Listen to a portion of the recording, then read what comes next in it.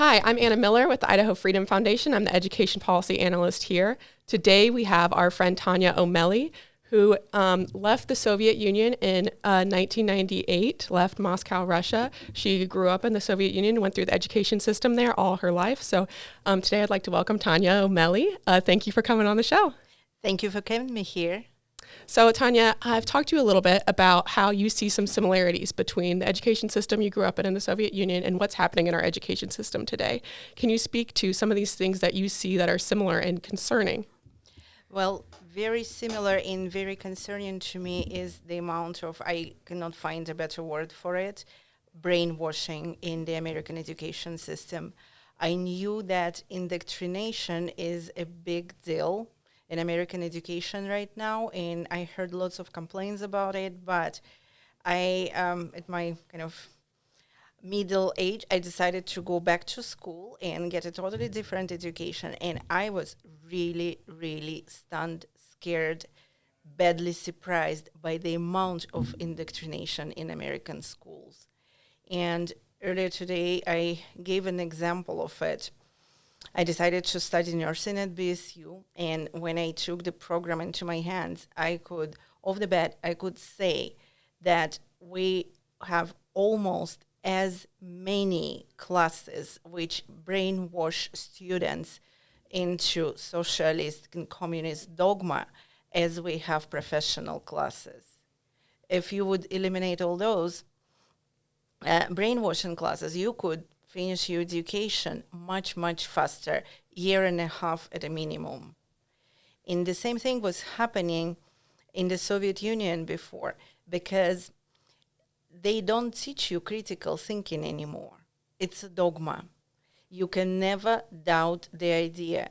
Social justice is a big thing. Equity, diversity, inclusion, climate change. But they never preach for diversity of sort. It's only the diversity in how people look, what their gender is. And the ideas they promote are not even scientific. And you can never doubt it if you want to get a good grade. Absolutely. So one thing that you've mentioned earlier to me is how in the Soviet Union, they started to separate people based on class. And that's obviously a Marxist idea. And today what they're doing in the American education system is separating people based on race and gender, sexual orientation, a number of other factors. Why do you think that Marxism, people are so susceptible to Marxism? And why do you think that that is how the education system tries to prey on people to sort of change the culture? You see, the idea of Marxism as conflict theory and separating people by gender, race, sexual orientations falls very well into the Marxist conflict theory, because everybody is the enemy of everybody. And if you're a woman, you're oppressed. If you are a foreigner, you are oppressed. If you're a person of color, you're oppressed. If you're a black woman, you are oppressed by black men, by white men, of course, by white women. Everybody is an enemy. And if people are divided, they're much easier to control. And that whole Marxist idea is about controlling people. It's very hard to control them if they're together, if you can feel the shoulder of another person next to you, if you're friends, if you have support. But if you're alone there, you're a crying victim. And victims also have no control of their destiny. They're just victims. That's why that theory is so popular, because the totalitarian government doesn't want people as individuals. They don't want critical thinking. They don't want strong will. They want obedience. They don't need smart people either. They just need the loyal ones, the ones who will blindly follow every order without thinking. That's why they started to eliminate words. I am quoting Ray Bradbury now. They're eliminating words to eliminate thought. You see how you cannot say, if you're politically correct, he, she. Now you cannot say mother, father, sister, brother in Senate. They're destroying families, because in family you have unconditional love. And if you destroy that unconditional love, you replace it with the love for the system. And that's what they're doing. They have to make people weak. They have to take away the only support they have for granted. So I think we understand what they want now. The next question is, how do Marxist regimes enforce these ideas? How do they make sure people stay in line? So, for example, on American universities now, one way that they're enforcing the social justice dogma on campuses, they have these things called bias response teams. And these bias response teams encourage students and teachers to snitch on each other for things called hate crimes. And a hate crime, they basically define as anything that offends anybody else and goes against social justice ideas. And so then they investigate these students or professors, and students can be expelled if they're found guilty of a bias incident or a hate crime. So that's one way, just on American college campuses, that they're enforcing the status quo of social justice. How did they enforce it in the Soviet Union when you were growing up? Well, they didn't invent anything new at the American universities, I must tell you that. Those are the same old tried and approved ideas because they use fear. They use the worst in human nature to enforce their ideas. It's fear, it's jealousy, it's laziness. The system seems to be quite good for people who don't want to put an effort into anything, because the system basically tells you, we will take everything away from the oppressor and will give it to you as long as you comply. It's compliance. Then in order to comply, you need to see what other people are doing. Oh, you want somebody else's job? Please find what they're doing, find what they're thinking, find what they're saying. If they're saying something what system disapproves, tell them. The position is yours. It was widely used in the Soviet Union. We produced more snitches than you can imagine. Thank you for pointing that out, because I think a lot of people don't realize how this ideology preys on people's the bad side of their human nature, their worst qualities, and brings it out of them, like you said. So another question I have is, a lot of college students that are graduating right now, so they're taught these ideas and they now think America is a terrible place. They don't like our founding ideals. They don't, they think America is a horrible country of oppression and racism. They are convinced of this, and you regularly see kids speak out on social media and sort of virtue signaling that they're anti-racist and they're, apologizing for being white, and they're above everybody else because they support these sort of Marxist principles. But you chose to come to America because they were teaching things like this in your country. Can you talk about the ideals and the good things that you saw in America? What made you want to come here? Have those ideals proven to be true since you've been here? Have they helped you live a good life? Why did you come to America? I came to America because it was my childhood dream. My father used to listen to the Voice of America, so I knew that life can be very different. And it was always the island of freedom, the idea of how things could be, that everybody can accomplish anything here. I came to this country with $400 in my pocket, and I thought it was a fortune. It took me about a day to realize it wasn't. But I was able to find a job. It was under the table. I was working at a store for a minimum wage, but I was happy that I could do at least something to support me while I'm working on my documents. And I did not expect anything to be given to me. I expected to work for it. I just wanted the opportunity to work. That's all what I wanted, and work honestly.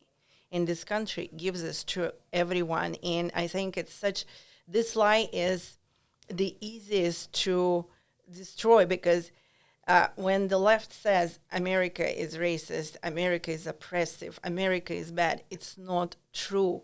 Just think how many people are willing to risk their lives to come here because they heard something from their brown friends, black friends, Asian friends, Russian friends.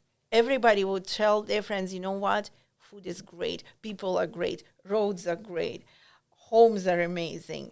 Opportunities are right there. So people want to come. And that's the word of mouth, which spreads this information, which says this country is great. And I want actually everybody in the United States just to feel blessed that they were born here. The opportunity is there.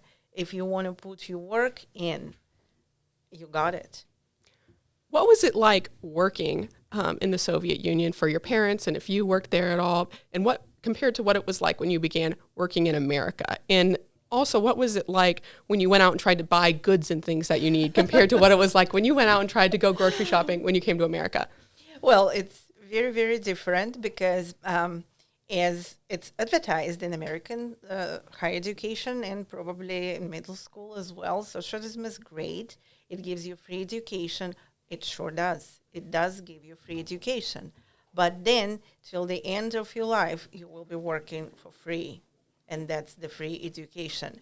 You get paid so little that you basically cannot save any money for any luxuries. We used to never go to the restaurants.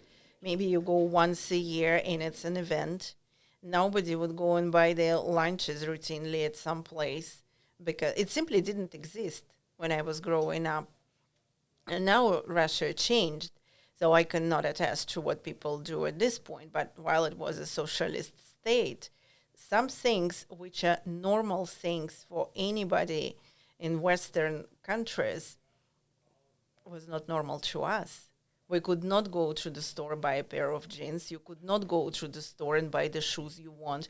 You would wait in line for 8 hours to buy shoes, unless they were Russian made, and they were quite ugly and very, very uncomfortable, to be honest with you. You go to buy a steak. You cannot go to the store and buy a steak, 1 pound of steak.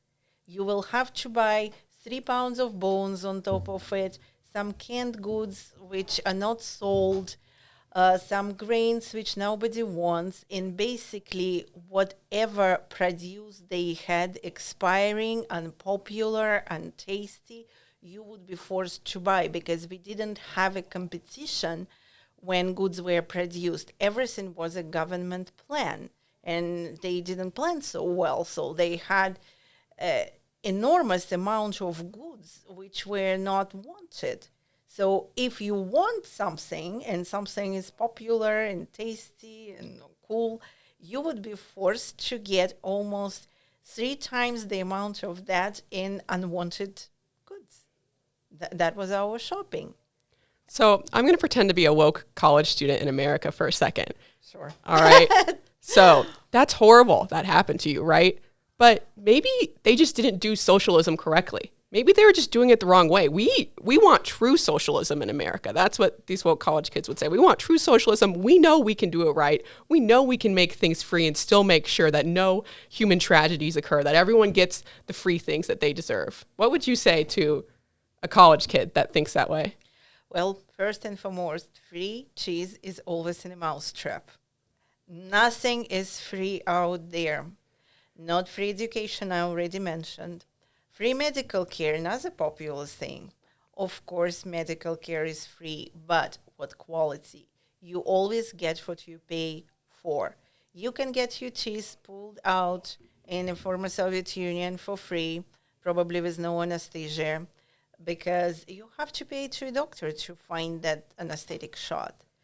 You can have your appendix removed. Oh, and they will make the scar bigger than your belly. But if you want something done better, you will have to pay. You could get everything for free, but what the quality? Our apartments were free, but they were not ours. They belonged to the government. And again, when you are not paid for your work properly, then things you seemingly get for free are not free anymore. And that's what socialist teachers forget to tell you. That's a great response. And, there's one thing that we commonly talk about, try to message to people, is that in America, bread lines up for people. But in communist socialist countries, people line up for bread. Did you ever actually wait in a bread line or a line just to get a basic necessity that your family needed? Yes, at some point we did have the bread lines, and quite long. Our stores were virtually empty, and we also had, the you probably don't have a word for it. You would have a little card saying how much of what you can get per month. And they would puncture the card when you get the amount of goods which were prescribed to you. So that even the books, too, not only food and consumer goods, but even the books were difficult to get. I used, for my after-school activity, I used to type up forbidden books through copy paper. And from experience, I know that you can make 11 copies at once, 11 readable copies. And once I would be done with one of them, I would start on another. And those were the books which we're talking about. What is a forbidden book? You know, we don't have forbidden books in America. You know, that's not something we do. What is a forbidden book? Well, forbidden book is everything what is talking about freedom and how life can be, or it's satire on the Soviet way of life. Like I personally, you probably wouldn't know him, Mikhail Bulgakov, Solzhenitsyn, all our dissidents. I was typing them up. Ray Bradbury.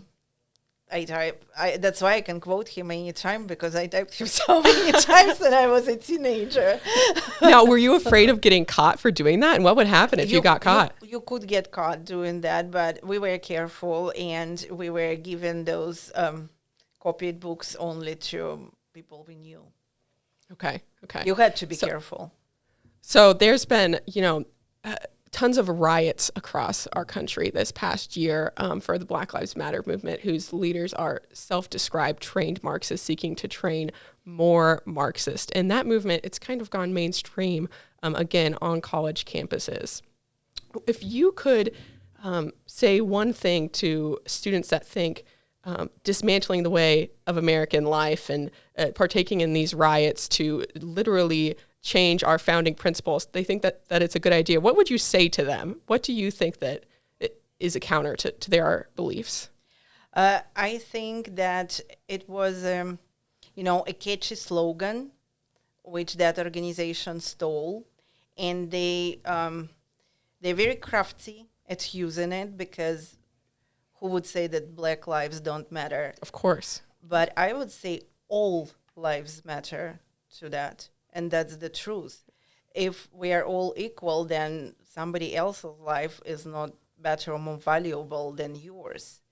And being trained Marxists, they do use that critical conflict theory, which I was talking about before, which only pins people against each other. And it's not about unity. It's not about friendship. It's not about loving each other. It's about hate. That whole philosophy is about hate. Absolutely. And I don't think there is anything positive can ever come from hate.